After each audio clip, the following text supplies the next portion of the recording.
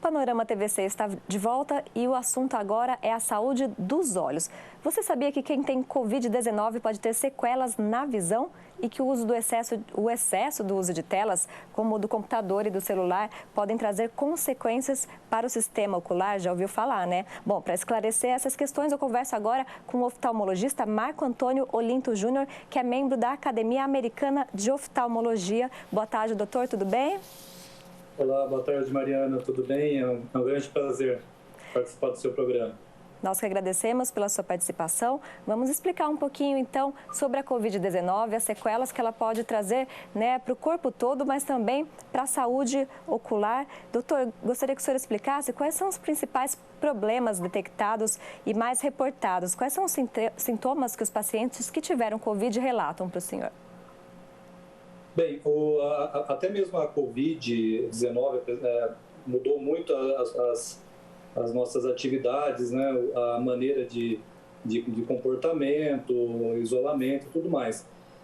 E é interessante que a Covid ela foi identificada pela primeira vez por um oftalmologista chinês que começou a verificar a incidência de conjuntivite em diversos pacientes associado com os sintomas da Covid, de falta de ar, né, dificuldade de respiração, e com isso foram feitos os exames diagnósticos e com isso se chegou à descoberta de um novo quadro que nós conhecemos hoje como Covid-19. Então, a Covid, ela dá inúmeros sintomas, principalmente nos olhos, o que foi inicialmente identificado é a conjuntivite, aparecem com os sintomas com os olhos vermelhos, lacrimejamento, ardência ocular, até mesmo dor nos olhos, são sintomas que são comuns, e alguns outros sintomas que são um pouco mais raros, mas que também podem acontecer, como inflamações no fundo dos olhos, decorrente da trombose, na formação de trombos pelo organismo. Também pode acontecer sintomas oculares com a obstrução de vasos na retina, provocando sangramentos, interrupção do fluxo sanguíneo, que podem levar a um sério comprometimento da visão. Além do mais, o próprio tratamento em pacientes, depois de muito tempo de tratamento, principalmente com corticoides, também podem levar a sequelas oculares, como, por exemplo, o aparecimento de catarata precoce e até mesmo o desenvolvimento de glaucoma, que é o aumento da pressão dos olhos, que também pode levar à perda da visão. Essas sequelas, então, podem aparecer em diversas estruturas do olho, né, doutor? E é no início da doença, depois desse tratamento, como o senhor mencionou, em que fase aí ela costuma aparecer a sequela? Bem, inicia nos primeiros dias da doença. Muitas vezes é o primeiro sintoma que o paciente pode apresentar, é a conjuntivite. Esses sintomas de inflamação ocular, trombos, geralmente acontecem na segunda fase da doença. E o aparecimento decorrente do uso de medicação, né, de cataratas, glaucoma, eles geralmente aparecem depois de algum tempo do uso de corticoides, do uso dessas substâncias para o controle da inflamação provocada pela Covid-19. Esses problemas surgem necessariamente em casos graves de Covid ou não? Pode ser em casos leves também? Não existe uma previsão se são casos graves ou não. Podem aparecer em pessoas que apresentam a doença subclínica e depois de algum tempo começam a ter sintomas oculares. Há outros sintomas não tão graves, né, como às vezes a dificuldade visual. Alguns pacientes reclamaram de apagões na visão, que são sintomas que muitas vezes associam com o comprometimento neurológico da doença e que nós temos visto que muitas vezes em poucos meses esse paciente deixa de apresentar os sintomas e acaba recobrindo a saúde ocular. Doutor, falando ainda sobre Covid e as sequelas para a visão, nesse período de isolamento social, nós ficamos muito mais suscetíveis aí às telas, né? Fomos obrigados a ficar mais diante das telas, computador, celular. Quais são as consequências disso para a visão? Bem, esse é um outro problema provocado pela pela Covid, né, o nosso isolamento social, a necessidade de ficar em casa e principalmente a falta de atividade para as crianças. Eu participei de um estudo feito pelo Conselho Brasileiro de Oftalmologia, onde os oftalmologistas do Brasil identificaram o aumento de até 67% da progressão da miopia. Miopia é a dificuldade que nós temos para enxergar para longe. Então, essa alteração da visão geralmente acomete em torno de 23% da população, sendo que no mundo é em torno de 2,5 bilhões de pessoas e no Brasil há 59 milhões de pessoas com essa alteração da visão.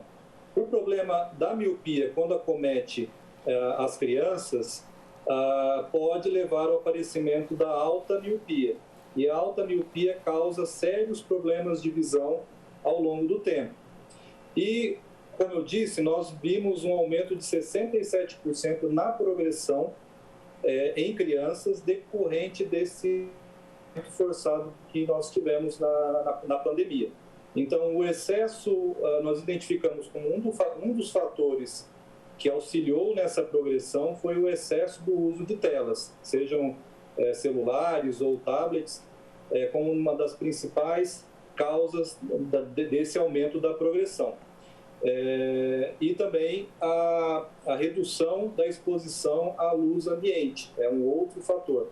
Então, além dos fatores genéticos que nós já conhecíamos para a progressão da miopia, nós identificamos outros problemas, que são os ambientais, que também colaboram para o avanço da doença. Doutor, existe alguma forma agora, daqui para frente, da gente amenizar esses efeitos do uso excessivo de telas, principalmente entre as crianças? Por exemplo, reduzir ainda mais agora esse uso? Sim, uma das formas de controle, né, do avanço da miopia é realmente com a redução do uso de telas. Então, em crianças, né, de 2 a 5 anos, é indicado no máximo 1 hora de uso de tela por dia. Em crianças de 6 a 11 anos, no máximo 2 horas de utilização de tela. E também o aumento da exposição à luz ambiente também colabora para o controle.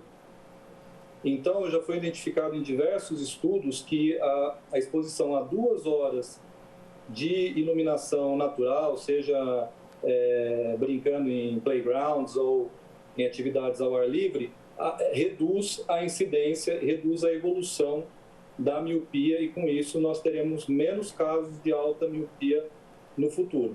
Além do mais, em virtude desses estudos, surgiram novos tratamentos para o controle da evolução que muitas vezes podem chegar a reduzir em até 60% da chance de aumento do grau da miopia.